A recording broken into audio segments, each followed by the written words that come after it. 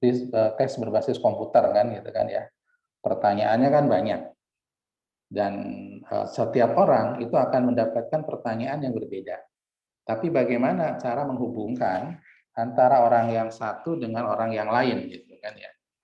Nah, maka kan harus ada suatu hubungan. Atau kalau zaman dulu kita ada ujian nasional gitu kan, ada ujian nasional itu ada soal paket A, paket B, paket C. Nah, setiap soal itu berbeda, tapi di antara soal yang berbeda tersebut yang biasanya 40 buah lah kalau zaman dulu ya, ada ujian nasional 40 soal misalkan. Maka berapa soal sih yang harus sama gitu kan ya. Nah, itu yang kita diskusikan di situ. Kemudian kita beranjak ke kualitas soal, kualitas pertanyaan lain juga yang harus diperhatikan adalah kemampuan pembedanya gitu kan ya. Jadi jangan sebenarnya intinya sih kita berbicara validity dan reliability sebetulnya. Jadi intinya jangan sampai ada pertanyaan, ada soal yang akan dijawab berbias dalam artian sebenarnya orang itu punya kemampuan tertentu, tapi bisa jadi orang itu nggak bisa jawab gitu kan. Mestinya secara teori dia bisa jawab kan. Gitu. Atau kalau dalam sikap, ya mestinya orang itu mampu menjawab, menyatakan sesuatu yang kita inginkan, tapi karena bentuk pertanyaannya gitu kan ya di dalam kuesioner kita itu nggak bagus gitu kan.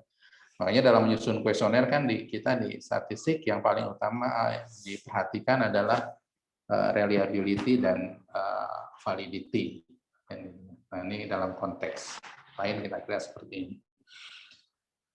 Oke, saya kasih ruang dua pertemuan. Sebenarnya sekarang udah kepake nih ruangnya karena kan minggu lalu udah enggak masuk ya. Jadi ruang review ini ruang yang untuk nanti naik turun lah, dalam artian kalau ada perlu diskusi lebih lanjut terhadap topik-topik yang di atas atau ada sesuatu yang perlu diperpanjang diskusinya, ya kita bisa. Nah, kemudian tanggal 26 Mei ini hari libur ya, hari Rabu tanggal 26 Mei. Ya nanti kalau dari IPB biasanya ada jadwal pengganti di hari apa, nanti kita bisa diskusikan lebih lanjut. Saya di sini tuliskan aja dulu gitu kan ya. Nanti minggu tersebut adalah minggu untuk Anda semua siap-siap untuk presentasi. Problem yang nanti akan saya minta untuk ditulis dalam bentuk paper. Ini lebih kurang kan ada 14, ada 5, ada 13, berapa jadinya 13-an orang, berarti kan ya satu pertemuan ya satu orang masing-masing bisa presentasi setengah jaman kalau saya hitung sih lah, itu kurang lebih. Kita punya jadwal juga yang praktikum nanti yang bisa dipakai. Oke, itu ya rancangannya dan materinya kira-kira seperti itu. Kemudian teknisnya kita punya jam kuliah dan jam praktikum ya. Nanti saya tidak akan selalu pakai jam praktikum untuk pertemuan secara rutin ya. Tapi nanti saya akan berikan minta Anda untuk memperdalam pada problem-problem tertentu dan silakan itu dipakai sebagai jam praktikum. Jadi jam praktikumnya digunakan bebas lah sebetulnya gitu kan kalau ini dengan penugasan-penugasan tertentu.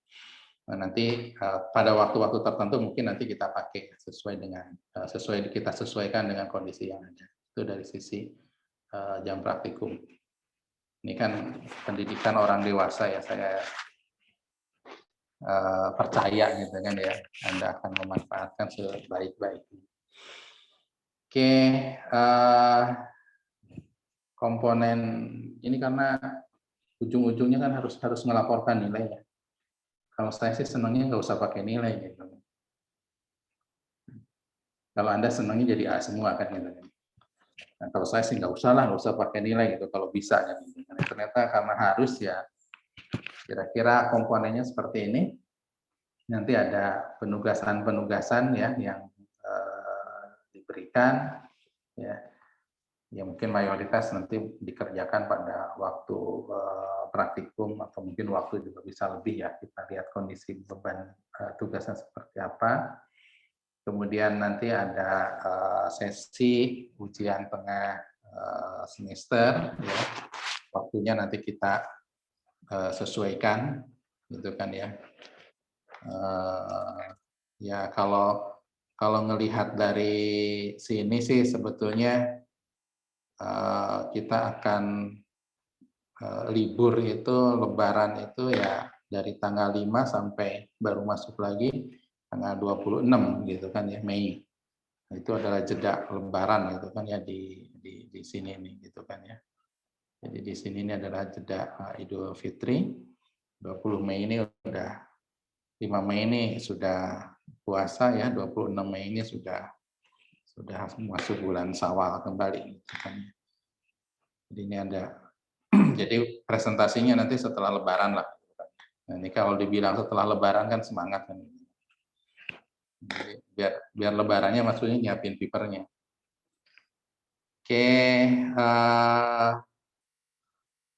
ujian tengah semesternya nanti kita atur ya waktunya, kita sesuaikan ya dengan kesepakatan kita bersama. Kemudian yang ketiga itu berbentuk makalah ya, paper dan presentasi masing-masing. Ya. Jadi nanti komponennya ya bagaimana paper itu dibuat ya, memenuhi standar paper yang syarat-syaratnya, formatnya maksud saya gini, papernya nanti harus dibuat standar untuk dipublish pada publikasi ya, jurnal misalkan gitu kan ya. Jadi papernya berbentuk paper untuk jurnal gitu kan yang dibuat. Saya sih harapkan nanti bisa benar-benar bisa dipublish gitu kan ya. Minimum pada conference internasional gitu kan nanti dipublish. Kemudian permasalahan dan metodologinya, metodologi ini tentu adalah harus menjawab permasalahan gitu kan ya. Jadi permasalahan yang diangkatnya nanti seperti apa, kemudian metodologinya untuk menjawab permasalahan tersebut cocok nggak gitu kan ya, mampu nggak menjawab permasalahan yang diangkat gitu kan. Kemudian pemahaman yang nanti akan kelihatan dari tulisan, tentu di pembahasannya akan kelihatan gitu kan ya. Anda memahami nggak apa yang ditulis, dan kita punya waktu presentasi 30 menit masing-masing. Ini udah kayak seminar kan gitu kan ya. Mungkin presentasinya 15 menit, 15 menit lagi diskusinya gitu. Jadi komponennya kira-kira seperti itu, dan bobotnya ya lebih kurang, ya bukan lebih kurang ya, nanti kita patok lah itu makalah ini dikerjakan dari sekarang ya. Anda sudah bisa nyari, saya bebaskan gitu kan, tapi dalam konteks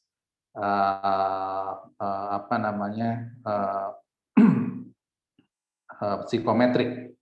Nanti konteksnya mau item respon teorinya, mau konteksnya lebih kepada bentuk-bentuk faktor analisis, bentuk-bentuk yang lain gitu kan, silakan sebetulnya. Tapi dalam konteks psikometrik. Oke, ini kemudian terakhir ini beberapa buku yang kemarin juga sudah saya sampaikan ya. Fundamental of Item Response Theory ini Hambleton ini suhunya lah ya, gitu kan ya. Salah satu suhu di dalam konteks Item Response Theory. Ya. Kemudian saya sengaja nomor 1 yang Ayala ini relatif mudah untuk diikuti ya, dicerna gitu kan ya. Jadi teorinya ada, kemudian praktisnya juga dia ngebahasnya cukup detail. Jadi saya kira ini bisa bisa kita pakai sebagai acuan untuk untuk memahami dalam konteks item respon teori ini. Kemudian yang Patrick ini dia ininya lebih ke bagaimana mengerjakannya di dalam R, gitu kan ya. Dalam R ininya. Jadi paket-paket apa saja nanti ini bisa dilihat di dalam R. Ini semua bisa di-download bebas ya. Kemarin saya cuma kasih satu, yang lainnya di-download sendiri aja lah. Bisa di-download bebas, terserah pakai apa ya, pakai set library juga bisa, atau pakai yang lain gitu kan ya. Ini bisa di-download nanti silahkan. Dan buku-buku yang lain banyak sekali. Ya, ya. Jadi setiap buku akan punya kelebihan, punya kekurangan masing-masing ya. Nah, konsepnya yang ada konsep standarnya, saya meminta Anda nanti untuk membaca yang Hambleton, gitu kan ya, aplikasi dan theoretical basic dan praktisnya ada di Ayala, sebetulnya bisa kita ikuti. Kemudian di bagaimana aplikasinya di R, salah satunya ya di Patrick inilah, gitu kan ya, bisa kita pelajari. Jadi tiga dasar itulah kenapa buku ini. Walaupun sebenarnya buku-bukunya yang lain masih banyak, gitu kan, yang bisa dibaca dan tentu punya kelebihan dan kekurangan masing-masing. Oke, sampai sini ada pertanyaan. Silakan kalau ada pertanyaan.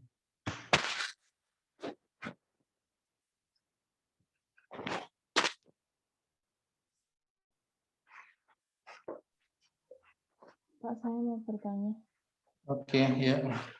Untuk presensi minggu lalu itu bagaimana, Pak? Oh, iya, saya belum bilang presensinya. Kehadiran isi aja. Pokoknya sampai di ujung, kan aturan main IPB itu berapa sih? 30% ya, sorry. Ya, 3 kali tidak hadir kan ya. Nah, jadi sampai ujung ya, kalau ada 14 kali pertemuan, minimum Anda harus ngisi 11 kali. Gitu kan ya. Dan saya tidak akan ngelihat, saya tidak tidak biasa untuk ngelihat.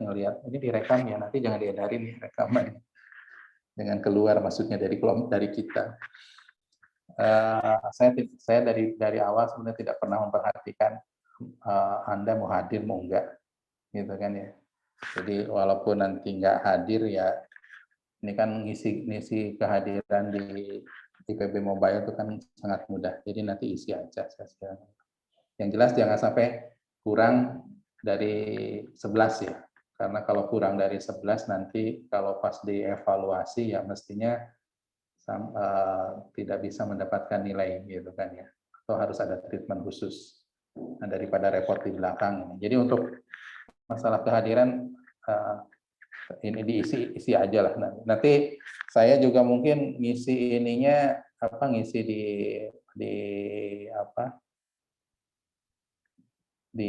IPB Mobile-nya, di simaknya ya sementara akan ngikutin ini dulu lah gitu kan ya. Walaupun mungkin secara materi ada minggu yang nggak cocok gitu kan ya. Karena mungkin ada yang digeser-geser dan seterusnya, nanti lihat kondisi ya. Seperti sekarang sendiri kan sebenarnya udah relatif tergeser gitu kan. Oke gitu ya. Jadi kesepakatan dengan kita aja ya di antara kita. Dan saya terus terang tidak akan melihat berapa banyak nanti Anda hadir atau enggak hadir, itu akan mempengaruhi nilai, itu enggak akan gitu kan. Ini kan orang dewasa, maksudnya harus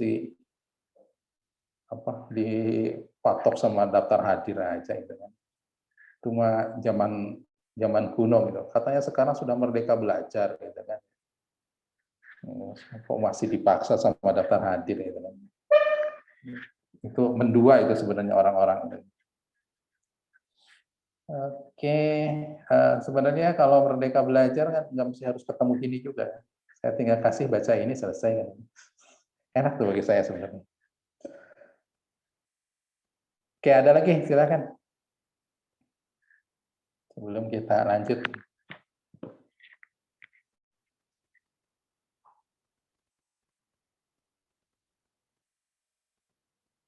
Sama juga ya nanti di praktikumnya saya mempercayakan kepada Anda untuk beberapa praktikum termasuk yang hari ini juga. Saya tidak akan menggunakan yang praktikum untuk yang hari ini ya. Untuk yang minggu depan kalau tidak ada kalau tidak ada hal yang sangat mendadak yang insya Allah mungkin kita pakai untuk yang minggu depan gitu, yang praktikum juga gitu kan. Jadi untuk minggu ini kita nggak pakai dulu, tapi nanti daftar hadirnya diisi aja nggak apa-apa. Anda nanti bisa mulai baca-baca, bisa mulai nyoba-nyoba sendiri. Oke, ada lagi? Pas? Kalau pas kita lanjut ke ke beberapa hal yang perlu kita diskusikan di awal ya. Ini kita perhatikan seperti ini ya. Jadi anggaplah ada 2 atau lebih orang lah. Anggapnya kita ada 2 orang dulu lah gitu kan ya. Itu dia adalah orang ingin kalau mau super tinggi apa SNPTN lah gitu kan ya. Untuk tes gitu, atau mengikuti tes apapun juga kan. Nah, seandainya banyaknya soal di dalam tes tersebut ada 100 soal ya, kemudian kita bagi 50 kemampuan sifatnya matematis ya, kemudian 50 kemampuan verbal. Nah, kemudian aturan mainnya jawabannya ya benar salah lah gitu kan ya, dalam artian saya nggak jawaban dia benar atau salah, walaupun mau pilihan ganda mau apa gitu kan, di sananya mau BS mau enggak ya, tapi yang saya amati kalau dia menjawab benar saya kasih nilai 1, dan kalau dia menjawab salah maka saya kasih nilai 0. Pilihan ganda pun misalkan A, B, C, D ya, kalau dia benar saya kasih nilai 1, kalau salah kasih nilai 0. Atau BS benar salah, atau mau apa kalau zaman dulu tuh memasangkan ya, ada ujian yang memasangkan kan gitu kan ya. Ada pernyataan, kemudian ada jawabannya, tinggal dipasang-pasangin. Itu saya dulu kalau ujian dikasih gitu seneng dulu tuh. Kayaknya SMA gitu kan, zaman dulu tuh ada kayak gitu-gitu. Enak, nggak usah mikir, tinggal dicocok-cocokin, yang bisa dikerjain duluan, yang nggak bisa dicocok-cocokin kan gitu. Jadi emang zaman dulu ada zaman nyocok-nyocokin ya. Oke, nah, kalau ini terjadi dan katakanlah saya dapat kedua anak ini, ya, kedua peserta ini, itu menghasilkan nilai yang sama, gitu, sama-sama 70, gitu kan ya. Tapi kan kita nggak tahu ya 70 itu. Jangan-jangan si A 70 itu 50 dari soal matematis, 20 dari verbal. Jangan-jangan si B 50 dari verbal, 20 dari matematis. Tapi sama-sama dia punya angkanya, nilai akhirnya itu adalah 70. Gitu kan ya. Nah, kemudian prodi yang dipilih misalkan statistika, ya pasti keputusan kepada 2 anak ini, 2 calon ini, itu adalah ya sama-sama diterima atau sama-sama ditolak kan, karena nilainya sama, kan 70 gitu. Nah, ini yang pada problem tes dengan evaluasi yang klasik itu akan kita temui kira-kira seperti ini. Ya. Jadi kita hanya tahu nilai akhir orang itu seperti apa, tapi kita tidak tahu dan tidak memperhatikan nilai itu diperoleh dari yang mana. Kecuali ya emang dipisah, ya dibagi 2 gitu kan, di sini udah dibagi 2. Matematis berapa, kemudian verbal berapa. Nah, ini kan udah lain kan gitu kan ya.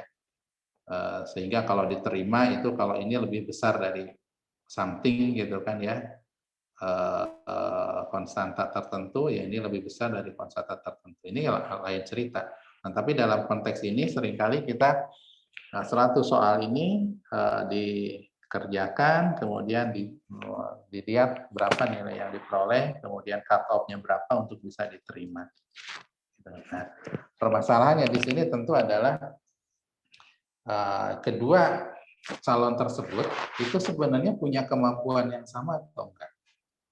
Nah, itu yang kita tidak pahami.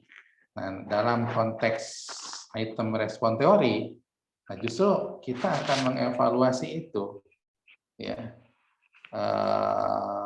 Seperti SNPTN saat ini, itu kan dievaluasinya sudah nggak pakai lagi yang jumlah-jumlah seperti ini, berapa skornya dia kan gitu kan ya. Kalau dulu kan zamannya SNPTN sebelumnya, berapa tahun yang lalu, itu kan pokoknya skornya berapa kan gitu kan. Nah, kalau sekarang sudah pakai konsepnya item respon teori. Jadi kenapa? Karena setiap soal itu memiliki tingkat kesulitan yang berbeda-beda. Jadi bisa jadi nilainya sama, gitu kan ya, skor ujungnya sama, tapi yang satu itu diperoleh dari ada beberapa skor, beberapa butir di yang tingkat kesulitannya tinggi itu dia selesaikan, kan gitu. Pasti ini akan mendapatkan tingkat kemampuan atau tingkat ability bagi orang tersebut itu lebih dibanding orang yang lain. Nah, ini sebenarnya dalam item respon teori ini yang kita perhatikan kira seperti itu. Oke, jadi masalahnya kalau kita melakukan tes seperti itu atau tes ini terutama yang sedang kita hadapi yang Anda bayangkan adalah kita sedang berhadapan dengan mengetes atau mewawancara atau menanyakan melalui kuesioner itu kemampuan-kemampuan yang sifatnya laten ya. Jadi bukan pertanyaan yang berapa usia Anda, kalau itu sih nggak usah mumet-mumet, udah pasti jawabannya benar kan gitu. Kecuali dia mau berbohong kan gitu kan ya. Atau Anda laki-laki atau perempuan jenis kelamin itu sih udah terukur kan. Yang sedang kita bicarakan dalam konteks ini adalah hal-hal yang tidak bisa diukur langsung. Ya, contoh kayak tadi ya.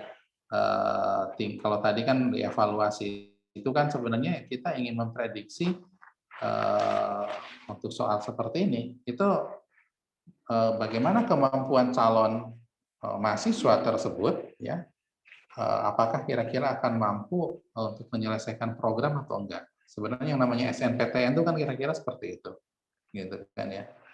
Atau kalau di bidang kesehatan, gitu kan ya, apakah orang ini depresi atau enggak, gitu kan ya. Masuk kategori depresi enggak? Nah, kan cara yang bisa diukur salah satunya dengan dia diberi pertanyaan. Pertanyaan itu yang kemudian kan pertanyaan tentu pasti kamu depresi enggak? Gitu. Nah, itu mah sama orang yang depresi beneran langsung yang nanyanya langsung dipukulin kan, gitu kan. Jadi kita pasti nanya melalui pertanyaan-pertanyaan yang tidak langsung. Jadi yang sedang kita bicarakan dalam konteks ini itu adalah yang sifatnya laten ya, gitu kan ya. Jadi bukan yang sifatnya langsung bisa diukur. Ya. Nah, dengan kondisi seperti itu, maka yang menjadi masalah bagi kita itu adalah yang pertama adalah ini dua hal yang utama ya. Yang pertama adalah posisi relatif responden atau peserta tes. Jadi peserta-peserta tersebut itu kalau diplot dalam suatu dalam suatu garis tertentu, si A itu ada di mana gitu kan ya, gitu kan, si B itu ada di mana gitu kan, benar nggak seperti ini gitu kan ya diplot. Kalau tadi dari yang 70 nilainya kan dari yang skor gitu kan ya, sama-sama di 70 ya, baik A maupun B ya ada di sini semua kan gitu kan ya. Nah, tapi kalau kita menggunakan nanti ya yang akan kita diskusikan ke depan ini sama-sama nilainya 70, tapi belum tentu person location-nya atau ya kemampuannya dia gitu kan kalau diplotkan dalam satu dimensi ini itu pada titik yang sama karena sangat tergantung dia ngejawab yang mana gitu kan. Dia mendapat skor 70 itu dari butir-butir yang mana saja. Jadi sangat dipengaruhi oleh soal, oleh pertanyaan yang dia jawab gitu. Ya mudah-mudahan bisa diikuti ya. Jadi kita di sini itu akan menghitung posisi relatif responden. Nah, yang di SNPTN contohnya yang saat ini sudah dilakukan oleh kementerian itu juga posisinya seperti ini. Jadi orang yang skornya sama, ya, totalnya jumlah benarnya sama maksud saya gitu kan ya. Jumlah benarnya sama-sama kalau ada tes 50 soal tadi, 100 soal tadi, jumlah soal yang benar sama-sama 70, itu begitu diplot dalam bentuk ini nanti di ini bisa di SNPTN ini nanti ditransformasi ke skor tesnya gitu kan nanti. Padahal sebenarnya yang dihitung adalah ability-nya ya, petanya. Nah, nanti belum tentu orang kedua mahasiswa tersebut, calon mahasiswa tersebut itu memiliki skor yang sama. Walaupun skor tes hasil ya, skor tes akhir yang sama, walaupun jumlah soal yang dia jawab itu sama-sama 70, tapi skor akhirnya itu belum tentu sama. Sangat tergantung kepada ini. Dia posisi si A ada di mana, posisi yang B di mana, dan itu posisi ini tergantung kepada soal mana yang dia jawab. Bisa diikuti ya. Jadi ini problem di dalam konteks item response theory yang pertama ini. Nah, yang kedua, bagaimana kualitas item, kualitas pertanyaan atau kualitas soal, gitu kan ya, sangat tergantung ini. Makanya saya selalu ada kata-kata item, ada kata-kata pertanyaan, ada kata-kata soal, sangat tergantung. Karena kan penerapannya ini bisa di berbagai ini ya, berbagai aplikasi. Ya, nggak mesti harus di pendidikan dengan soal-soal atau di sosial, pertanyaan-pertanyaan sosial, psikologi gitu kan, tapi bisa segala macam sebetulnya. Nah, yang kedua yang ini adalah kualitas dari si pertanyaannya, si itemnya atau si soalnya, gitu kan ya. Jadi kualitasnya apa? Yang paling utama kualitas yang menjadi perhatian itu ada dua, gitu kan ya. Yang pertama adalah posisi dia ada di mana. Sebenarnya posisi itu apa ya? Tingkat kesukaran. Ya, tingkat kesukaran dia ada di mana? Di level sukar, level menengah, gitu atau level muda, gitu kan ya. Tapi ini diplot dalam kita membacanya sebagai continue, gitu kan ya. Gitu kan ya, notasinya delta biasanya. Ya, delta J gitu kan, bisa kalau ini untuk orangnya I misalkan, untuk ini aja. Kemudian yang kedua discrimination ya. Discrimination itu adalah kemampuan daya beda. Ya, kira-kira. Jadi soal itu harus mampu membedakan mana orang yang memiliki ability rendah, mana orang yang memiliki ability tinggi. Nah, jadi kira-kira ini tiga hal utama di dalam konteks item response theory. Nanti yang lainnya dalam tanda petik ya pengayaan, penguatan dan ini seterusnya lah. Tadi yang saya sebut di sana itu ada equating, ada differentiating dan seterusnya, itu sebetulnya untuk lebih penguatannya. Tapi tiga parameter utama ada di orang adalah ability, ada di item atau soal itu adalah lokasinya ya soal tersebut, dan ada di discrimination. Jadi ada tiga besar ini yang akan menjadi perhatian kita. Gitu. Oke, jadi apa itu item response theory yang akan kita diskusikan? Ini adalah sederhananya adalah metode kuantitatif ya, yang akan mengukur karakteristik laten tadi ya. Dari awal saya katakan yang sedang kita bicarakan adalah bukan karakteristik yang bisa diamati langsung, tapi adalah karakteristik yang tidak bisa diamati langsung gitu kan ya. Yang ini akan kita lihat berdasarkan respon pada butir-butir atau pertanyaan yang kita berikan. gitu kan ya. Kalau dalam konteks ujian, ulangan, ujian di sekolah, ya itu tentu butir-butir soalnya kan gitu kan ya. Kalau dalam konteks misalkan nanya kesehatan, tadi ya ini itu ya tentu dalam bentuk kuesioner, pertanyaan-pertanyaan di dalam kuesioner. Itu yang jadi IRT itu kira-kira seperti itu. Jadi ini lebih kepada sebenarnya apa yang kita tahu, apa yang kita rasakan, apa yang kita pikirkan. Ini kan tidak bisa diukur secara langsung, dan ini lebih kepada yang kita sebut dengan bersifat laten. Awalnya sih IRT ini lahir di bidang psikologi ya, jadi teman-teman di bidang psikologi ini kan seringkali atau bekerja dengan mengamati bagaimana sikap orang, dan itu udah semua yang tidak pernah bisa diukur langsung kan. Ada yang sudah berkali-kali ikut tes psikologi, berbagai macam alatnya itu kan.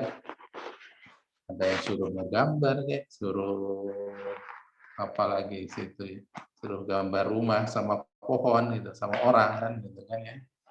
Terus ada yang suruh masangin gitu kan, dan seterusnya.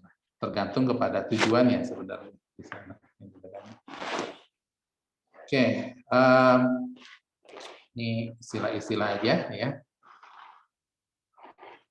Nah, ini mungkin saya menggarisbawahi sehingga apa yang kita akan bicarakan dalam konteks psikometrik ini salah satu ya, salah satu definisi yang biasanya saya pakai lah gitu kan ya.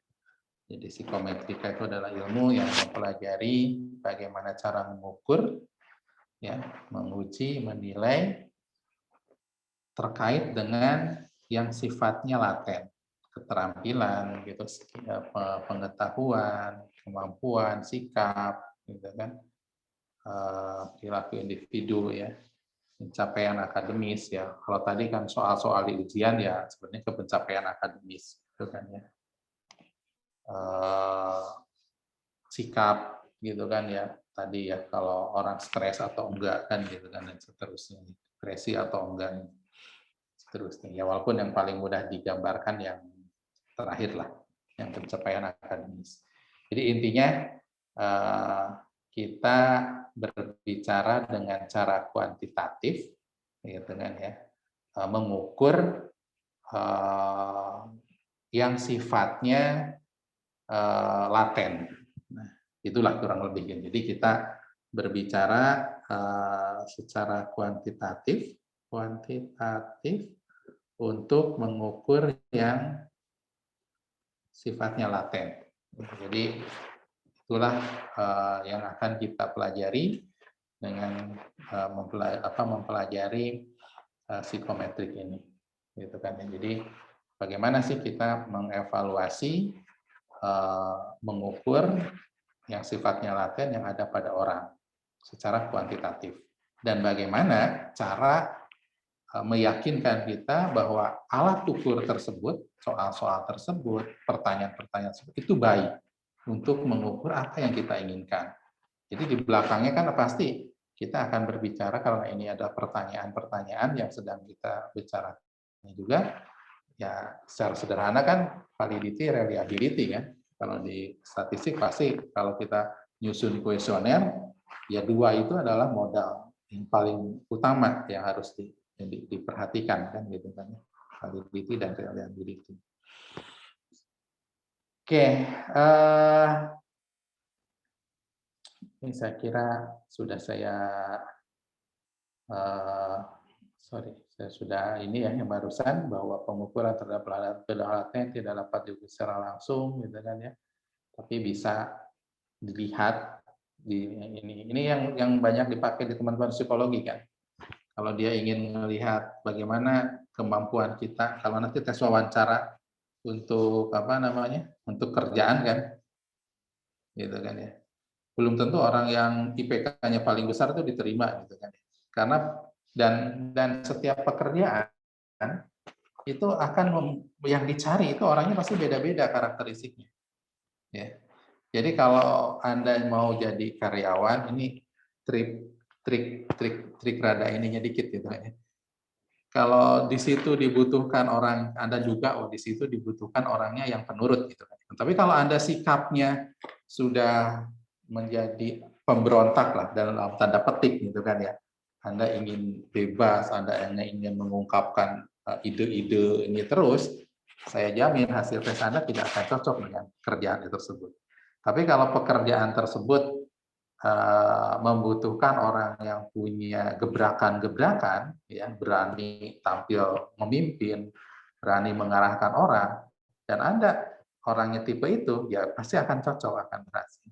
Tapi kalau dibutuhkan seperti barusan, ya, orang yang leader gitu kan ya, terus Anda adalah orangnya tipenya terlalu tertib, manut gitu kan ya, dan seterusnya, ya pasti Anda tidak cocok. Jadi mungkin pernah ada yang ikut, pernah mencoba tes gitu kan ya. Jadi di sana kan sekarang suka dipasangkan kan.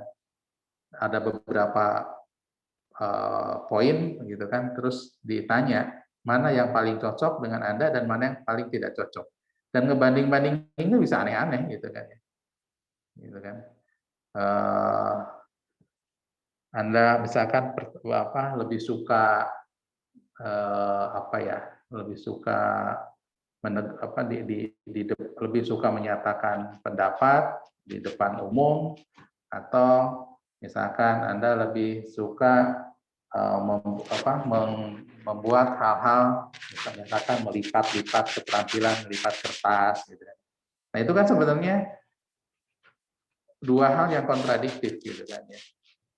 Yang satu berbicara di depan umum, lebih suka, kalau Anda lebih suka berbicara di depan umum, ya itu sebenarnya Anda itu lebih, atau kita itu lebih bisa berinteraksi dengan orang, lebih mau mengungkapkan pendapat dibandingkan orang yang lebih suka dengan membuat keterampilan dengan lipat-lipat kertas. Itu orang lebih detil gitu kan, seperti itu. Gitu. Jadi itu kira-kira bocoran ini. Nanti kalau ini harus hati-hati gitu. Ya, kita akan lebih baik kalau kita sudah sedikit rada tahu gitu kan, kalau lagi wawancara atau tes psikotes seperti itu, sebenarnya tipenya seperti apa sih yang diinginkan oleh itu. Sebenarnya bisa diakal-akalin nih, walaupun ya nggak bagus juga sebenarnya. Kalau kita sudah tahu. Tapi yang bagus ya emang apa adanya yang ada di diri kita. Oke, jadi mengapa item respon teori itu kita pelajari dan kita penting ya. Pertama ya karena kita tidak bisa mengukur perubahan laten secara langsung. Kita bisa mengukur dari bisa dilihat dari hal-hal lain ya, gitu kan ya. Atau melalui perubahan indikatornya ya, perubahan indikatornya gitu kan. Itu kita indah, dan tentu ini PR-nya bagi kita adalah mampu menemukan perubahan indikator yang pas untuk perubahan laten yang sedang diukur. Ya. Dan ini tentu apa? Tentu orang yang bekerja pada bidang perubahan laten yang sedang kita perhatikan itu jauh akan lebih memahami manifest mana yang paling baik dibanding kita orang awam yang baru datang nih. Kita sudah jagoan psikometrik, jangan sok jagoan psikometriknya gitu kan ya. Atau karena sudah belakar statistik itu sok jagoan gitu kan dengan mengotak-ngatik manifestnya gitu kan ya.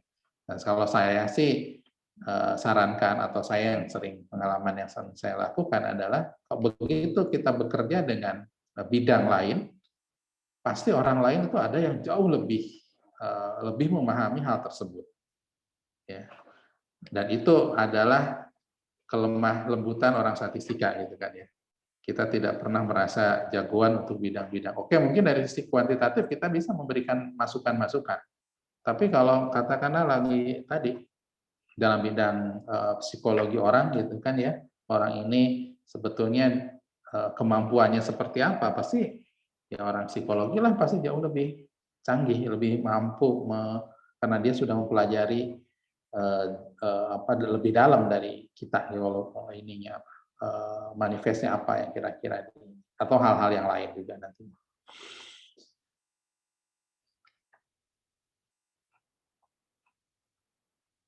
Nah, tadi salah satu masalah di dalam psikometrik, kita ingin menentukan lokasi orang. Jadi dalam artian sebenarnya karena perubahan laten nggak bisa diukur, kita ukur lewat perubahan manifestnya.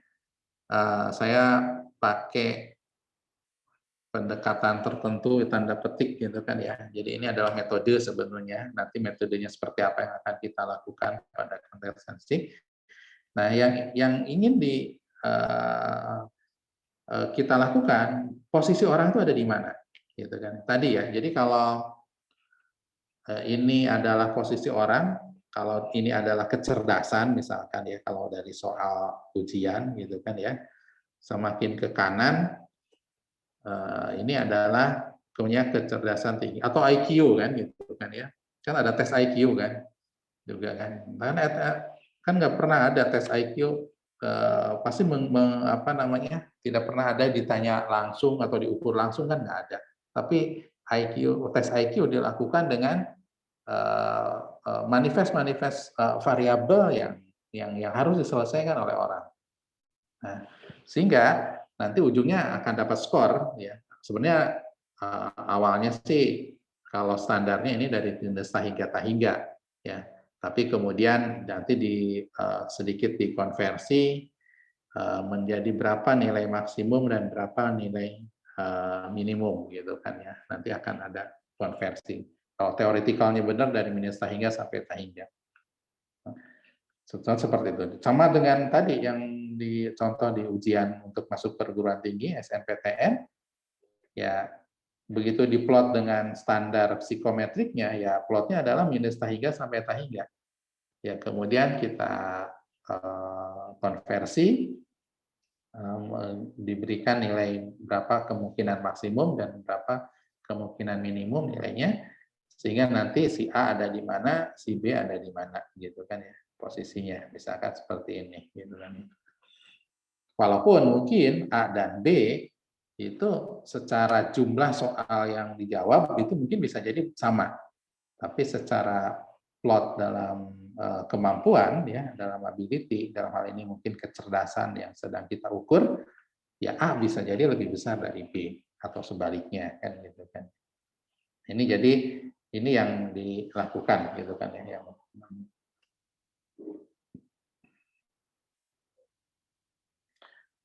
Oke, secara umum ada 3 pendekatan ya untuk melakukan hal tersebut. Yang pertama classical test theory, kemudian item response theory, dan latent causal analysis. Ya sebenarnya classical test theory yang nanti kita dibahas lebih lanjut ya masing-masing ini. Bedanya sebetulnya kalau ini ya hanya berapa banyak soal yang terjawab gitu kan ya. Ya ini yang paling sering dipakai saat ini atau sebelumnya lah gitu kan ya. Nah, IRT dikenal juga dengan teori pengukuran modern. Nah, ini dengan berbasis model kita akan memplotkan kemampuan orang itu pada satu garis kontinu tertentu. Latent class ini diskret. Ya, sebenarnya mirip dengan IRT tapi ininya diskret. Jadi kalau ini kontinu ya, berbasis model, kemudian ininya continue. Ya, jadi untuk IRT ini continue, ya kemudian untuk latent class itu discrete, ya ability-nya. Nah kalau classical test theory itu tinggal jumlah-jumlah aja, berapa yang benar, berapa yang salah. Kalau mau ada pembobot ya tinggal dikalikan. Kalau benar kali 4, kalau salah -1. Kayak SNPTN sebelum pakai konsep psikometrik tuh sama bahasa item response teori itu kira-kira seperti itu. Oke, nah ini ilustrasi ya bagaimana item response teori ini bekerja dalam yang Kalau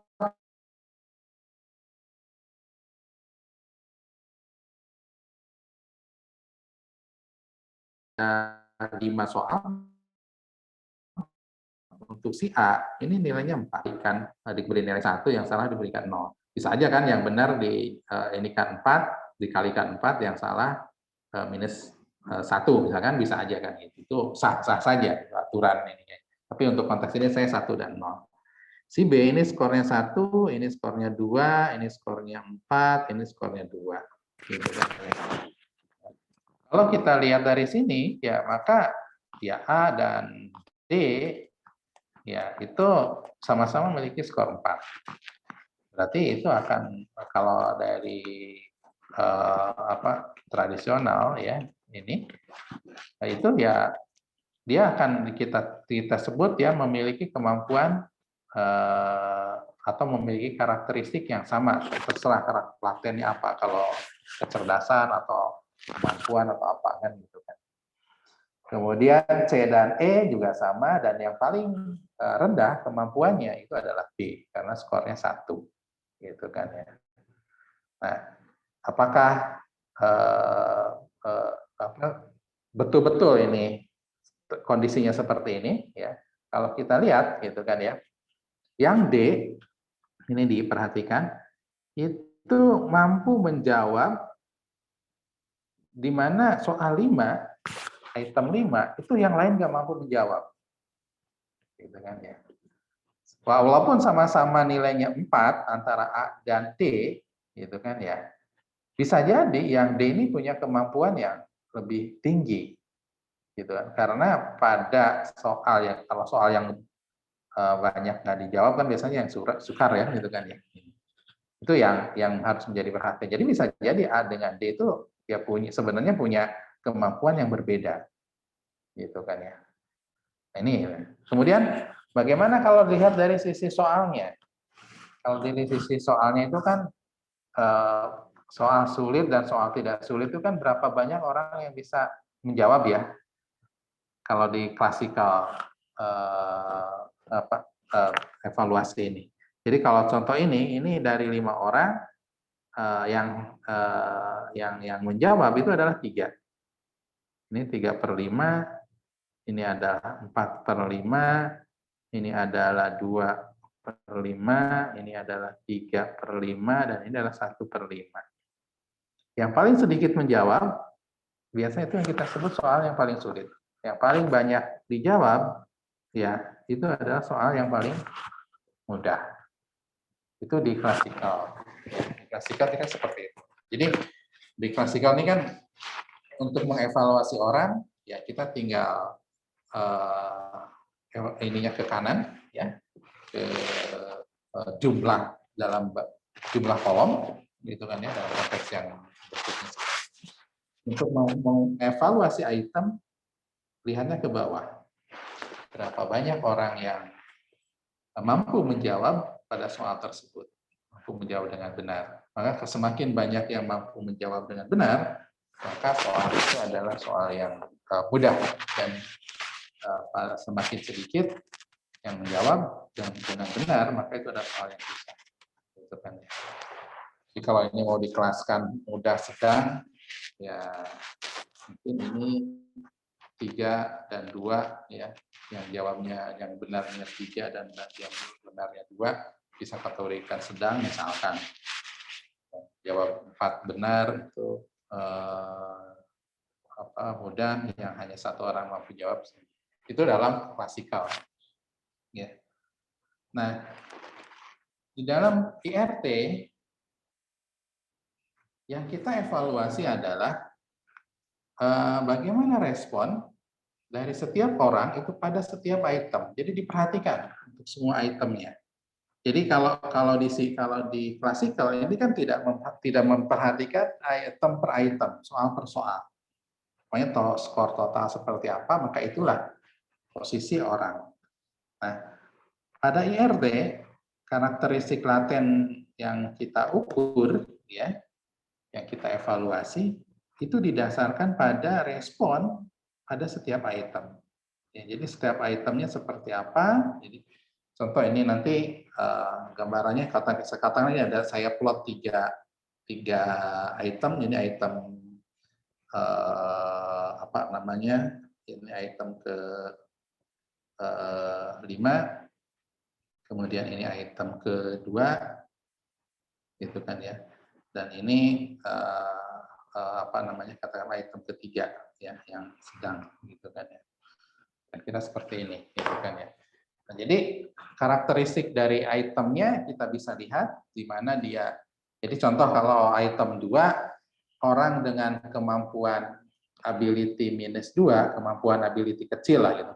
Ini kan tengah-tengahnya nanti pas kita berbicara item respon teorinya kita akan bicara detail.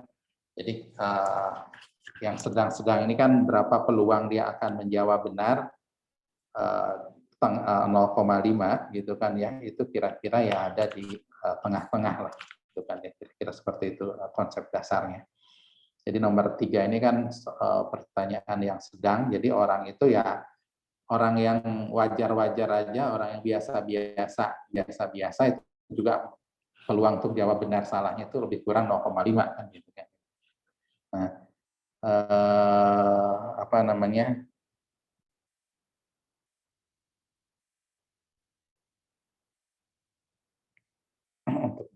Untuk jawab ini yang saya plot jawab ini ya, jawab salah, sorry.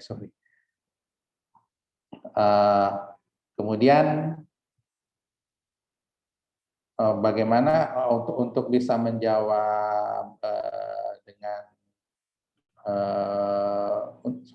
untuk bisa menjawab dengan benar untuk soal nomor 5 gitu kan ya, itu diperlukan tingkat ability, tingkat kemampuan, tingkat kecerdasan yang jauh lebih besar gitu kan ya, ini gitu kan ya, dibanding untuk soal yang nomor 2 ini. Jadi contoh lah ini patokannya ada di sini gitu kan ya.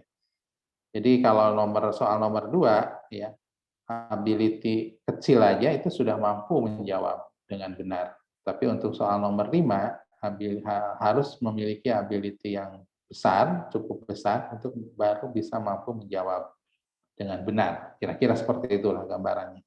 Nah, dengan bisa melihat kondisi seperti ini, maka nanti dengan tadi ya metode tertentu tanda petik gitu kan ya, itu dengan item respon teori, maka setiap jawaban yang benar pada setiap butir jawaban yang benar itu memiliki kontribusi sendiri-sendiri terhadap skor akhir, gitu kan. Jadi dalam konteks item respon teori ini, jadi setiap butir, setiap item itu memiliki kontribusi. Jadi ini.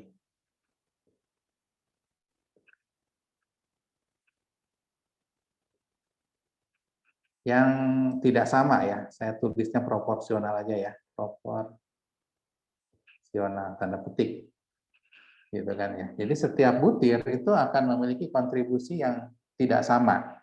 Nah kalau di klasik ini kan setiap butir ini memiliki kontribusi yang sama. Jadi soal 1, soal 2, soal 3, soal 4 ya sama-sama bobotnya segitu dan itu untuk mendapatkan skor akhir. Nah, tapi di item respon teori, setiap butir, setiap item itu memiliki kontribusi, tapi proporsional terhadap kesulitan dari si soal tersebut. Itu yang dilakukan di dalam ini. Sederhananya kira-kira seperti itu ya metode ini. Nah, ini contoh ya, ini bentuk yang lain ya. Kalau kita menggunakan, ini ada 5 soal ya.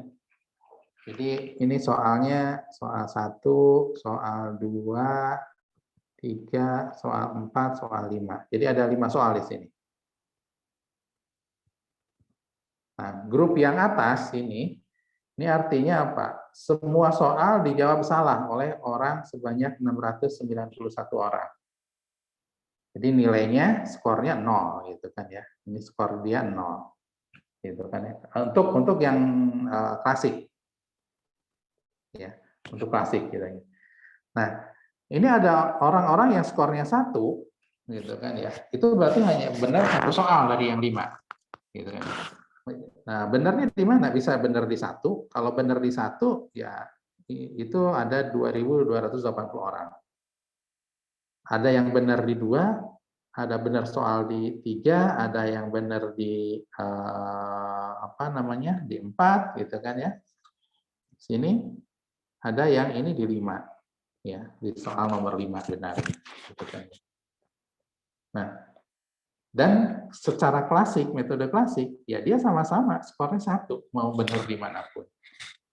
Nah, tapi kalau kita lihat di sini, ya dari frekuensinya aja dulu, kita akan curiga pasti kan.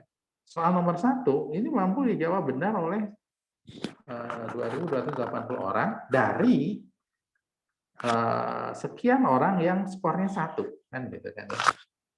Artinya apa? Berarti soal nomor 1 tuh mungkin relatif mudah, gitu kan. Nah, kemudian soal nomor 2, soal nomor 2 itu ya ada 200-an ya, ini satu grup lah. Ini bawa jadi satu grup. Jadi kemungkinan misalkan apa namanya, soal nomor 4 dan nomor 5 mungkin jauh lebih sulit gitu kan ya daripada yang. Nah, nanti bisa dievaluasi dari yang lain. Ini sih baru menduga-duga dari orang yang jawab skornya hanya 1. Nanti bagaimana dari orang yang skornya 2, dari orang yang skornya 3, gitu kan, di bawahnya ada 3, dan skornya 4, skornya 5, gitu kan. Nah, kalau klasik, maka orang-orang ini ya yang skornya sama ini ya itu akan memiliki, dianggap memiliki posisi yang sama, gitu ya.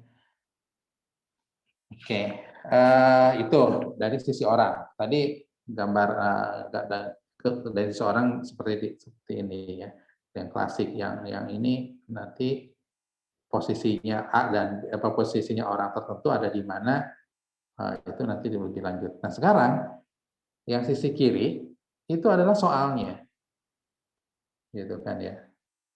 Itu soalnya yang dievaluasi ya. Nah dari sini ya, dari yang kondisi sisi kanan ya, itu kita bisa mengevaluasi apa namanya, posisi untuk si masing-masing soal. Ini delta 1 ya. Jadi di mana, nah ini yang 1 ya, sorry sini berarti. Jadi seperti tadi saya kan kita curiga kan, pertanyaan nomor 1 itu lebih mudah untuk dijawab daripada pertanyaan yang lain. Nah, kalau diplotkan, digambarkan nanti ya, bagaimana dapetin gambar ininya, ya next gitu kan ya. Nah, kira-kira di sini lah gambarnya, ini tuh yang 1. Kemudian 2 dan 3 itu mirip gitu kan ya, yang ini kan. Ya. Itu adalah ini 2, ini 3. Jadi 2 dan 3 itu di situ. Mirip. Ya, ini. Kemudian 4 dan 5 juga mirip. Ini 4 dan 5. Gitu kan ya. Nah, tapi 4 dan 5 gitu kan ya. 4 dan 5 itu dia cenderung lebih sulit ya. Cenderung lebih memerlukan ability, lebih memerlukan, di sini notasinya theta, lebih memerlukan ability dari orang untuk menjawab benar. Jadi lebih dibandingkan dengan pertanyaan 2, pertanyaan 3, apalagi pertanyaan 1. Nah, pertanyaan 1 di sini itu untuk menjawab benar, itu ability yang rendah pun dia tuh sudah akan menjawab benar, gitu kan, berpeluang besar untuk menjawab benar. Nah, sementara yang sedang-sedang saja ya delta 2, delta 3, ability 2 dan 3 itu ada di sekitar 0 notasinya itu akan. Tapi ability 4 dan 5 itu memerlukan tingkat soal 4 dan 5 memerlukan ability yang lebih besar untuk bisa menjawab benar. Nah, kalau setiap soal sudah bisa dipetakan seperti ini, maka skor yang dibuat di sini nanti itu merupakan juga fungsi dari kondisi ini, gitu kan ya. Jadi soalnya bisa kita petakan bagaimana tingkat kesulitannya atau deltanya ini ada di mana, kemudian nanti apa namanya, skor pada akhir untuk soal-soal untuk setiap orang itu bisa kita hitung. Oke, ya itu sebagai gambaran apa yang akan kita diskusikan lebih lanjut. Jadi yang yang klasik yaitu teori BIS ya. Jadi sebenarnya itu bahasa kerennya lah ya. Kalau kita lihat tadi sederhananya kan sebetulnya sum terhadap konteks tertentu. Kemudian kalau yang IRT itu kita berbicaranya istilahnya lebih bersifat model BIS ya. Nah, ini sih bahasa-bahasa lainnya yang nanti mungkin di buku kalau dibaca ya, pengukuran adalah pemberian label, bilangan-bilangan numerik pada suatu objek berdasar kaidah tertentu. Ini definisi klasik ya, yang dipakai di klasik ya. Sementara definisi secara luas ya, tidak hanya memberikan bilangan numerik ya, merupakan proses untuk memahami sifat dari suatu perubahan, kemudian untuk menentukan berbagai tipe numerik atau kategorik, dan ini yang kemudian dipakai di dalam konteks IRT-nya. Ini sih istilah-istilah ininya aja lah, kan ya. Oke, hasil penelitian berdasarkan klasik dan IRT diasumsikan kontinu. Tadi di awal, di depan saya sudah menuliskan, dan yang LCA kategori tadi ya, di atas di awal saya menginginkan ada 3 pendekatan yang bisa kita lakukan ya, yang umum lah sementara ini lah, yang klasik, yang item respon teori, dan yang LCA. Sebenarnya item respon teori dengan LCA itu ya sebenarnya sejalan, cuma outputnya yang item respon teori itu sifatnya kontinu ya, tadi ability-nya, kemudian posisi itemnya ya. Sementara yang LCA ini kategori, gitu kan ya, ini kategori ini. Oke, ilustrasi yang lain nih, udah jam berapa nih?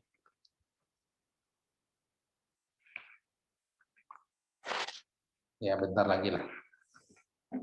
Nah, ilustrasi yang lain, misalkan kita tertarik untuk mengukur tingkat kecemasan seseorang. Gitu. Nah, ini kan nggak mudah ya untuk mengukur kecemasan. Masa ditanya, kamu cemas nggak? Kan, gitu. Seberapa besar kamu cemas? Sangat tidak cemas, gitu. Dan sangat cemas. Nah, dan kalau pakai skala Likert, kira-kira jawabannya pertanyaan seperti itu.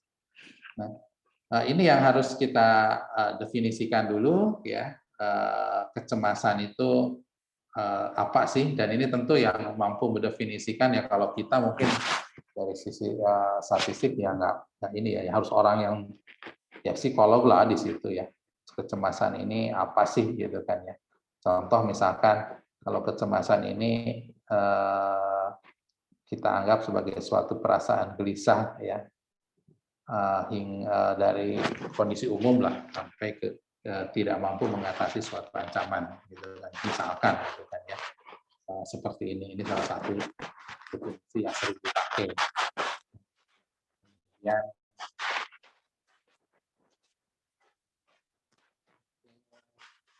Kecemasan ini ya tidak bisa diukur langsung.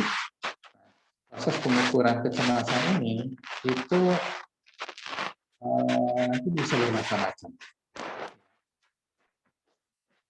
Tapi dalam konteks kita sedang berbicara IRT ini, kita pandang bahwa kecemasan ini sifatnya numerik, dan kontinu ya kalau menggunakan konsep IRT, atau kalau menggunakan LCA ya kita menggunakan kategori ya, atau kita bisa gabung gitu kan ya. Jadi kalau ya kategorik ya tadi ya, paling tidak seorang individu soal kalau kategorik ya paling tidak kita yang sederhana ya cemas tingkat awal gitu kan ya kemudian cemas menengah, kemudian yang cemas parah gitu kan kira-kira seperti itu bisa kita kategorikan seperti itu gitu kan. Oke, tapi intinya mau kita buat dia kita pandang kontinu, mau kita pandang kategorik, yang jelas tingkat kecemasan ini adalah sesuatu yang nggak bisa diukur secara langsung. Dan bagaimana mengukurnya, nah itu yang harus diperhatikan. Habis itu ya baru atau harus ditentukan, karena kan tekniknya bisa macam-macam gitu kan ya. Oke,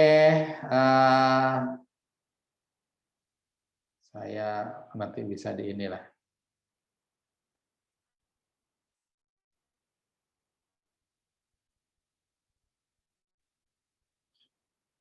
Oke, nah ini ya. Perubahan latihan dengan manifest tadi saya kira udah biar lebih cepat lah. Nah ini salah satu cara ya, misalkan ini ya. Tadi sih yang jelas intinya sih kecemasan itu pertama harus kita definisikan dulu definisinya apa, kemudian kita menyadari bahwa kecemasan itu nggak bisa diukur langsung, berarti kita harus nyari perubahan manifestnya berdasarkan definisi nanti yang dipakai. Jadi tergantung nanti. Jangannya kalau teorinya menggunakan definisi A, ya manifestnya akan seperti apa. Kalau definisinya B, manifestnya seperti apa. Jadi itu akan bisa beda-beda gitu kan ya. Nah ini salah satu misalkan ya manifestnya untuk mengukur kecemasan dapat dilihat dari kurang istirahat, susah tidur, sakit kepala, tegang otot. Nah kalau yang sifat-sifatnya seperti ini ya manifest yang seperti ini kan jawaban-jawaban responden itu dapat ditanyakan langsung kan gitu kan ya. Misalkan Anda tidur berapa jam, tidur malam itu berapa jam. Ya kalau misalkan cuma bisa tidur 1 jam gitu kan ya, karena susah tidur, kemudian sakit kepala dan seterusnya. Ya, itu kan bisa hal-hal yang bisa ditanya secara langsung. Jadi ini manifestnya juga bisa untuk mengukur kecemasan tadi, tapi bisa ditanyakan secara langsung gitu kan ya. Kemudian untuk yang otot bahkan ini bisa diukur kan, ada alat ukurnya juga kan di teman-teman kesehatan ya, terutama di olahraga lah gitu kan. Ini tegangan otot. Ya ini salah satunya katanya elektromyogram yang mengukir tingkat ketegangan otot. Ini tadi cara-cara untuk yang disebutkan di atas. Kalau ketegangan otot ya bisa kita ukur. Kalau tadi susah tidur, gitu kan, sakit kepala, gitu kan ya.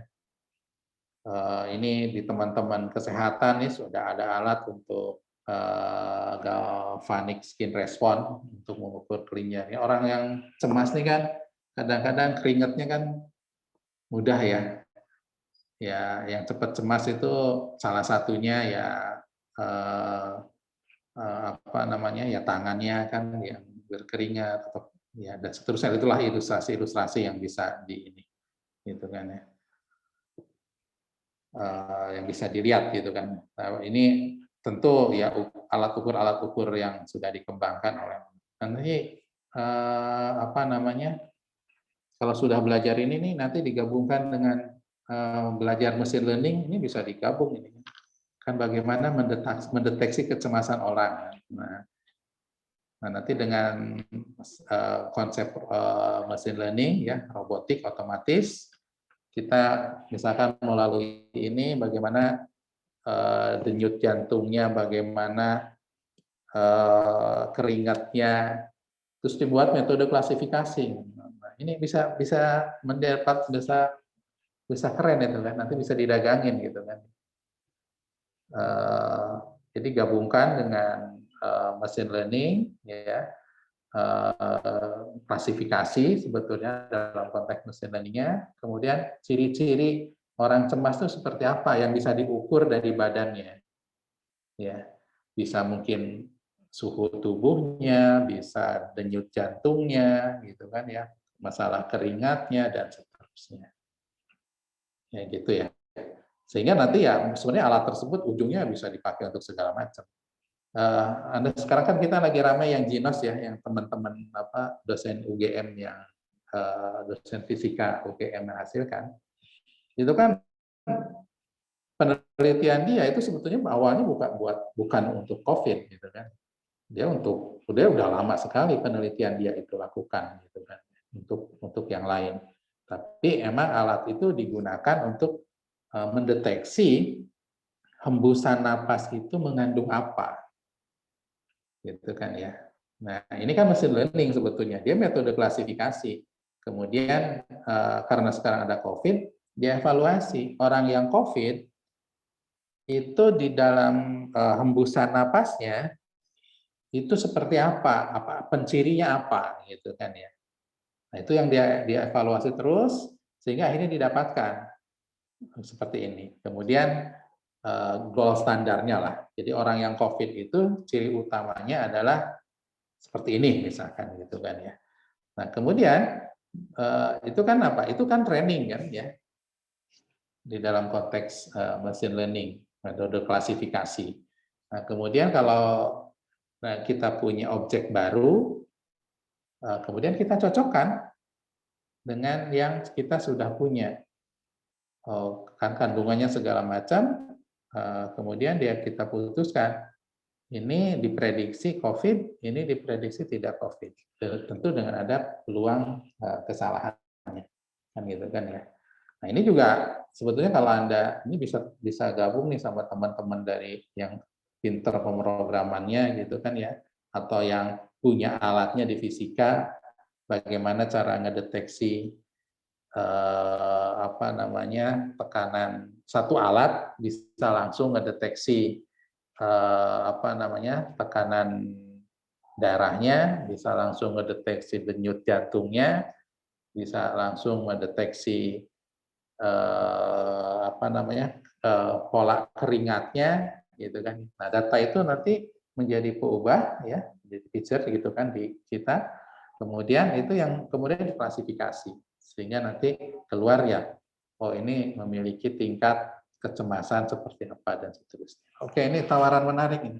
Kalau anak S1 saya suruh pakai PKM gitu kan. Nah, S2 ini bisa jadi tesis ini. Dan hasilnya bisa bisa dijual gitu ke tempat. Dan ini nggak mesti harus dikerjakan sendiri. Ini kalau pekerjaan seperti itu bisa dikerjakan dengan berbagai keahlian. Nggak mungkin itu dikerjakan oleh orang kita sendiri, yang statistik sendiri. Oke, kemudian kalau tadi pengukur kecemasan dengan cara fisik, ya. Jadi ngukurnya secara fisik tadi ya dari bagaimana tidurnya, bagaimana sakit kepalanya, bagaimana keringatnya, bagaimana otot, itu kan diukur fisik, alat ukur yang bisa kita ini. Nah, secara psikologis juga bisa kita tanya dengan berbagai macam pertanyaan. Nah, tapi ini tentu nggak sembarangan ya, butir-butir pertanyaannya gitu kan ya. Oke, internet saya sudah mulai ngadat. Cek. Ya mudah-mudahan 5-10 menit lagi selesai lah. Oke, pendekatan dalam pengetesan artinya kalau lakukan dengan pertanyaan-pertanyaan tadi ya kita harus menyusun peubah-peubah operasional ya, definisi operasional seperti apa, kemudian peubah-peubahnya yang akan kita ukur, kita tanyakan sebagai manifest dari peubah pelatihan tadi itu betul-betul harus mampu menjelaskan kecemasan tersebut. Nah ini tentu kebutuhannya adalah dengan teman-teman psikologi kan gitu kan. Jadi nggak sembarang kita ini gitu kan. Oke, saya lewat sedikit.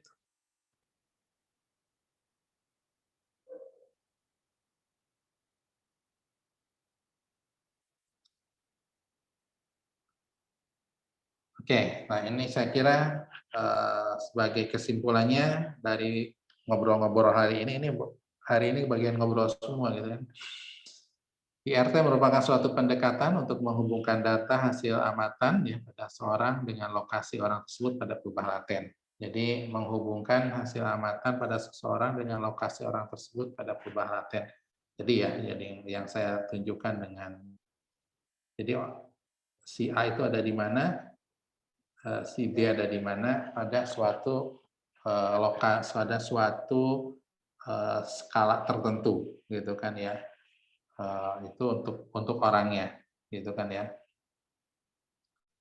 Nah, kemudian apa di dalamnya? Karena kita tidak bisa mengukur langsung, tentu kita bekerja dengan model, ya. Jadi tujuannya ini ingin melihat lokasi orang itu ada di mana. Ini baru dari sisi orang ya. Tadi saya katakan kan problem di ERT ini adalah bagaimana orang, bagaimana individu, dan bagaimana item. Ada dua poin besar. Nah, ini masih dari sisi orang. Tujuan utamanya adalah memplotkan posisi orang itu ada di mana. Dengan apa? Yaitu dengan bekerja melalui model.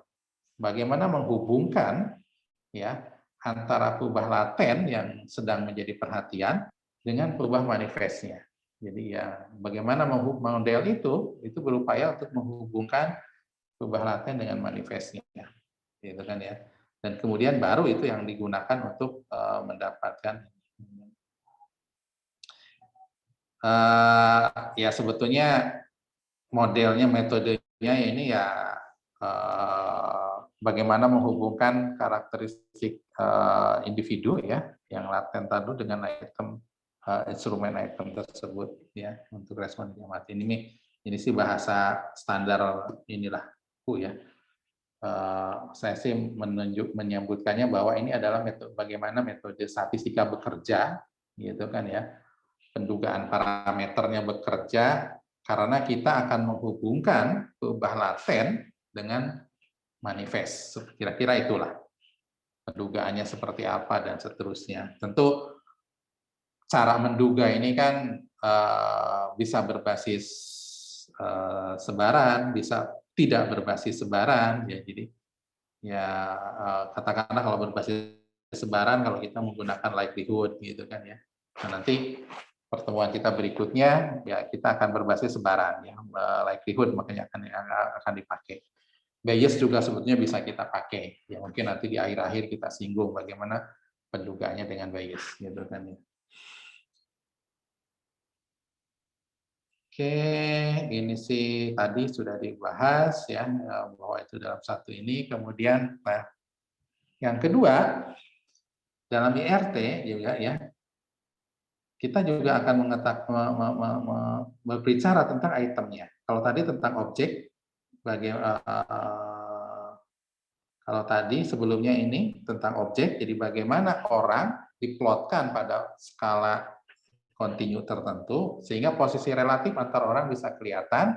Bagaimana caranya? Dengan menggunakan model statistik, kita berupaya menghubungkan antara perubahan laten dan perubahan manifest untuk mendapatkan posisi relatif ini. Nah, ini untuk di orang, gitu kan ya. Nah, untuk di item, tadi kan ada dua problem besar. Untuk di item, bagaimana item itu dibangun, ya, atau posisi item itu ada di mana, ya, di dalam suatu selang, dalam suatu kontinu juga, gitu kan ya. Ini delta ininya, sehingga mampu membedakan item tersebut, mampu membedakan responden, mampu membedakan si objek tadi, gitu kan. Jadi kita mengasumsikan bahwa item yang baik itu adalah item yang dapat membedakan responden yang berlokasi pada titik-titik ini. Jadi nanti item 1, delta 1, item 2, delta 2. Jadi artinya kita mampu membuat item yang item 1 sih mungkin orang-orang dengan kemampuan biasa saja udah bisa jawab. Tapi item 2 itu itu harus orang dengan kemampuan tinggi gitu kan baru bisa jawab kan gitu kurang lebih seperti itu. Jadi membedakan responden itu di sana gitu kan. Oke, ini sih bahasa ininya ya. Nah, kemampuan membedakan responden ini untuk dari item itu bisa sama ataupun bisa jadi beda-beda. Nah, gini kan. Jadi intinya ya dalam item respon teori, jadi individu dicirikan oleh lokasi pada perubahan laten tadi ya. Dari sini ini untuk individu gitu kan ya. Kemudian item dicirikan oleh minimal oleh lokasi serta kemampuan dalam membedakan karakteristik lokasi. Ini delta, kemampuan membedakan karakteristik, ini notasinya alfa. Sehingga nanti notasi-notasi yang akan kita pakai minimum 3 ini. Jadi individu ability kita notasikan dengan theta, ini ya, contoh yang di bawah ini ability ya. Ini terkait dengan individu. Gitu kan ya. Kemudian delta gitu kan ya. Juga sebenarnya bisa diplot bareng-bareng, ini bisa dari individu dan bisa juga ada delta gitu kan ya. Inilah gitu kan dalam konteks ini soal 5, soal 1, 3, 4, 5 dan seterusnya. Kemudian alfa. Nah, alfa ini bisa jadi sebagai kemampuan beda. Setiap soal, setiap pernyataan, setiap pertanyaan itu bisa memiliki alfa yang sama, bisa memiliki alfa yang berbeda-beda. Tergantung ini. Ini contoh plot yang sisi kanan ini adalah contoh alfa yang beda-beda. Ras ini alfanya sama dengan 1 ya. Nanti ya kita diskusikan lebih lanjut gitu kan ya. Oke, jadi nanti kita akan bicara dalam pemodelan itu minimum ada 3 parameter ini. Ada theta, ability, ada delta, ada alpha. Ya. Jadi theta itu adalah ability orang, di mana posisi orang itu berada pada skala kontinu. Di delta di mana tingkat kesulitan lah gampangnya gitu kan. Tingkat kesulitan si soal itu berada gitu kan pada skala kontinu. Dan bagaimana kemampuan soal membedakan dalam membedakan karakteristik responden gitu kan ya. Itu adalah alfa. Jadi ada yang landai, ada yang cepat ya, ada yang cepat gitu kan bisa membedakan, ada yang kecil gitu kan. Oke, kemudian ini sih konteks umum ya, di mana karena kita pasti akan dituntut bagaimana untuk mengukur tadi walaupun yang diukur adalah perubahan manifest ya, kita perlu paling dasar adalah masalah reliability dan validity dari pertanyaan, kemudian alat ukur kita sifatnya harus invariance ya, jadi tidak tergantung pada objek yang diukur gitu kan ya. Ya, jadi kalau ya satu alat ukur tertentu ya bisa dipakai untuk mengukur apapun gitu kan dengan kualitas yang sama gitu kan ya.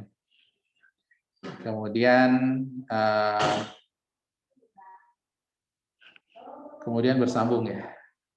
Udahlah seperti itulah ujungnya gitu. Jadi ini apapun nanti yang akan kita lakukan, maka yang instrumen kita gitu kan ya. Itu yang paling utama adalah reliability, validity, invariance. Itu yang paling ini. Jadi artinya harus konsisten, harus mampu mengukur apa yang mau diukur, dan alat ukur kita tersebut itu tidak tergantung pada objek yang diukur. Kemudian pendekatannya ya ini harus unik gitu kan maksudnya. Karena pendekatan yang berbeda, alat ukur tertentu dikerjakannya dengan cara yang berbeda gitu kan ya, kepada orang yang berbeda tentu akan menghasilkan hasil yang berbeda gitu kan ya. Jadi artinya apa? Mendefinisikan bahwa saya ngukurnya seperti apa itu nggak perlu. Jadi kalau dalam belajar, kalau saya sedang ngajar apa ya, mata kuliah perancangan percobaan, itu kan ada rancangan, salah satunya adalah rancangan pengukuran. Nah, sebetulnya ini metode pendekatan digunakan dalam pengukuran itu adalah rancangan pengukuran. Jadi cara mengukur itu seperti apa? Contoh gini lah, saya kan sekarang punya yang beredar itu kan ada alat pengukur tekanan darah ya, yang otomatis, yang elektronik gitu kan ya. Kan bisa kita ukur disimpan di pergelangan, alatnya ada di dalam sini, atau sesekali di sini, atau nanti simpan di tangan sebelah sini gitu dan seterusnya. Jadi di posisi yang berbeda-beda itu tentu akan menghasilkan hasil yang berbeda. Nah itu maksudnya. Jadi pada saat kali mengukur desain pengukuran kita ya kita harus definisikan alat ukur ini mau mengukurnya itu di mana, gitu kan ya. Yang alat elektronik untuk mengukur denyut tekanan darah tadi aja diukurnya diratakan dengan jantung dan diukurnya kebawahkan dari jantung, diukurnya di ataskan dari jantung, itu pasti akan menghasilkan hasil yang berbeda. Nah itu desain pengukuran ya. Jadi di dalam konteks statistik, selain kita desain alatnya yang baik, ya, juga metode cara mengukurnya juga harus konsisten dari satu individu ke individu yang lain. Oke, saya kira cukup untuk hari ini. Ada pertanyaan, silakan.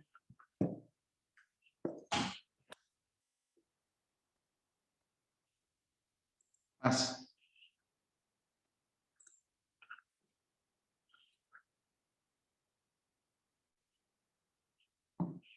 Mudah-mudahan pas lah.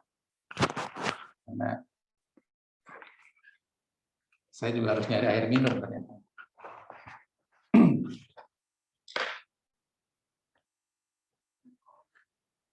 Oke, jadi mulai sekarang tadi saya sudah menggambarkan secara umum kira-kira apa yang akan kita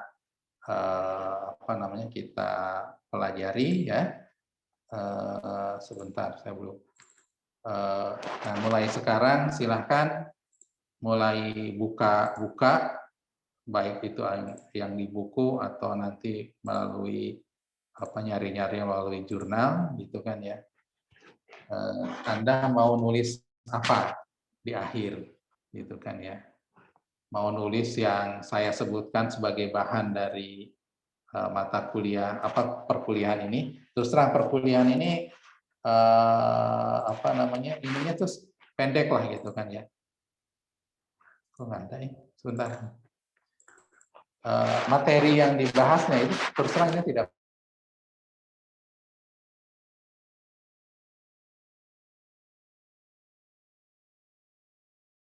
besarnya lah gitu kan. Pengembangan lebih lanjut itu saya persilahkan Anda untuk bisa mengembangkannya lebih lanjut gitu kan ya. Bisa dengan cara apa ya, dengan cara membaca pada baik tesis, disertasi maupun paper-paper yang terkait dengan psikometrik ini itu banyak. Di kita pun di sini sudah banyak sebenarnya yang psikometrik ini gitu kan ya. Itu walaupun kebanyakannya berbentuk soal-soal ya. Soal evaluasi tadi ujian-ujian, SNPTN gitu-gitu, yang soalnya itu yang datanya itu dari Kementerian Pendidikan ya, pusat penelitian, pusat penilaian di Balitbang Kemdikbud itu kebanyakannya kita dari sana, kita kerjasama ke sana, atau menggunakan tes dari PISA ya. Itu banyak dikerjakan. Nah, itu ya kita kebanyakannya masih ke sana karena itu data yang paling mudah untuk diotak-atik gitu kan ya. Jadi itemnya itu soal-soal lah kayak gitu kan. Nah, walaupun tadi saya jelaskan sebenarnya nggak harus seperti itu gitu kan ya. Item itu kan tidak mesti yang berbentuk soal seperti itu, tapi juga pertanyaan-pertanyaan pada kuesioner yang apa namanya, sifatnya yang bukan pertanyaan langsung gitu kan ya. Sifatnya yang laten ya, yang ditanyanya adalah manifestnya, dan itu bisa untuk tadi ya, untuk terkait kesehatan, untuk terkait dengan psikologi gitu kan, kemampuan kecerdasan, kemampuan kepemimpinan gitu kan ya, kemudian kemampuan adaptasi dan seterusnya. Itu di psikologi banyak sebetulnya ya. Cuma mungkin saya nggak tahu ya, dapetin datanya nanti bisa dari mana gitu kan kalau yang seperti itu. Oke.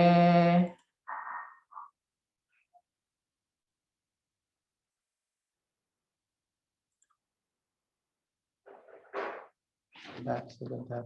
Saya mau nge-share ini, filenya kemana gitu kan. Larinya nggak ada filenya.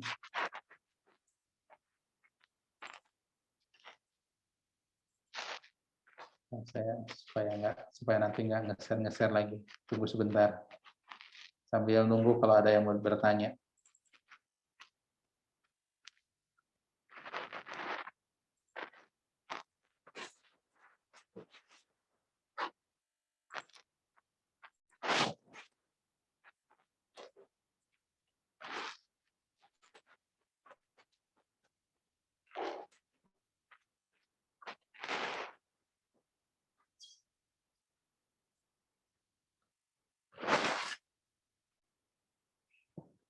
Oke.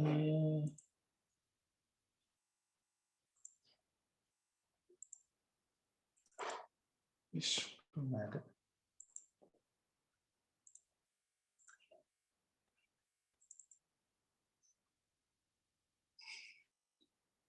Ini di sebelah ini sudah ada ini, ada seminar ini. Ada seminar sama ada wisuda nih. Saya harus masuk ke 2 tempat sebenarnya habis ini. Wisuda udah mulai ya? Wisuda udah mulai jam 9, nggak apa-apa lah kalau wisuda. Pak Anak, permisi Ya. mau nanya. Untuk praktikum hari ini nanti gimana ya Pak? Ini lulusnya. Untuk hari ini saya off ya. Saya sih sarankan untuk mulai otak-atik R di yang buku yang Patrick itu, mulai yang awal-awal itu kan bagaimana memanfaatkan itu. Nah, mulai minggu depan nanti saya ada bentuk yang harus dikerjakan yang mungkin nanti juga saya tidak akan semuanya saya masuk ya, gitu kan ya, semua minggu masuk, tapi ada yang akan dikerjakan. Tapi untuk sekarang ya ikuti yang dari buku Patrick itu aja untuk sambil mulai berkenalan lah gitu kan ya dengan yang item respon teori ini, sama apa saja sih yang diperlukan di situ ininya, paketnya. Ya, untuk pertemuan awal-awal mungkin kita belum menggunakan paket ya. Justru akan melihat dulu kayak gini lah, kayak belajar regresi itu kan nggak langsung kita pakai paket yang sudah jadi ya. Karena kan adalah kita ini bukan belajar bagaimana ngeran itu kan, tapi kita harus memahami bahwa software itu atau metodenya itu bekerja seperti apa. Ya. Sehingga manfaatnya bagi kita adalah begitu ada masalah, ada sesuatu yang tidak cocok, tidak pas, maka kita akan mudah untuk melakukan modifikasi. Kalau kita memahami langkah-langkahnya lah, gitu kan ya. Atau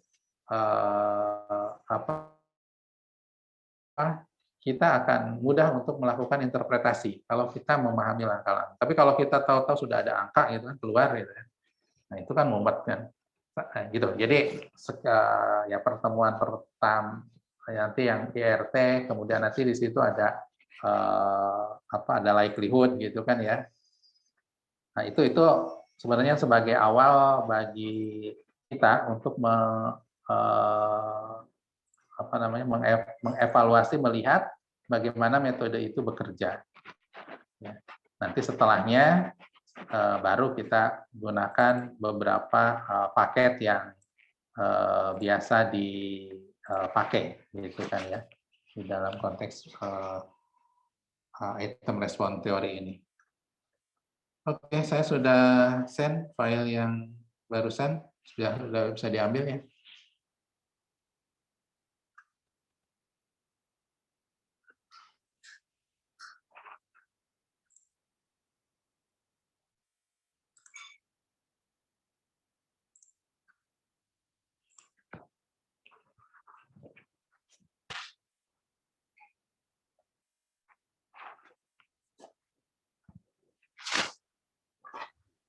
Kak, saya mau izin bertanya. Oke, ya. Ini satu laptop udah dimatiin. Mau memastikan aja sih Kak, untuk pembuatan makalahnya itu berarti bisa ke kajian teori atau bisa ke aplikasinya gitu ya Kak? Ya, silakan. Walaupun aplikasi, ya nanti teorinya jangan dilupain gitu. Maksudnya metodologinya itu seperti apa yang dipakai, dan kita harus memahami cara kerjanya yang dipakai gitu kan ya. Nah, yang disebut teori juga, kalau saya sih walaupun watak-ngatik teori menggunakan segala macam, katakanlah dalam tanda petik ya, simulasi itu bukan data simulasi ya kalau saya sih. Simulasi itu adalah membangun data dengan berbagai macam skenario. Jadi bukan hanya satu gugus data, gitu kan. Tapi gugus datanya tuh banyak, bermacam-macam skenario, sehingga begitu kita melakukan analisis terhadap bermacam-macam skenario yang parameternya diketahui, kita akan memiliki pengetahuan di mana kelebihan dan kelemahan metode tersebut, gitu kan ya. Jadi kalau bermain dengan teori gitu. Kalau teorinya sampai ke pengembangan mungkin saya nggak dulu lah ya, karena waktunya sempit ya. Nah, tapi kalau nanti ada ide mau terus itu dilanjutkan untuk jadi tesis, silahkan. Jadi kalau sekarang mungkin bermain teorinya ya paling dengan evaluasi ya, simulasi gitu kan ya, dengan berbagai macam skenario. Jadi tidak perlu sampai ke teorinya itu adalah pengembangan. Waktunya nggak cukup gitu kan ya. Untuk berbicara seperti itu. Oke, ada lagi silakan.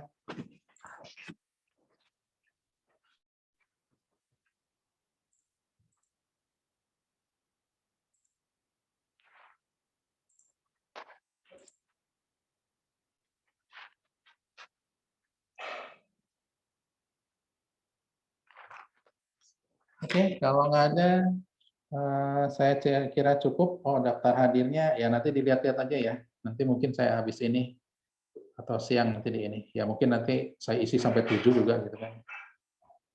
Ya diisi sesuai minggu aja. Mungkin judul bahasanya ya rada bergeser, nggak apa-apa lah.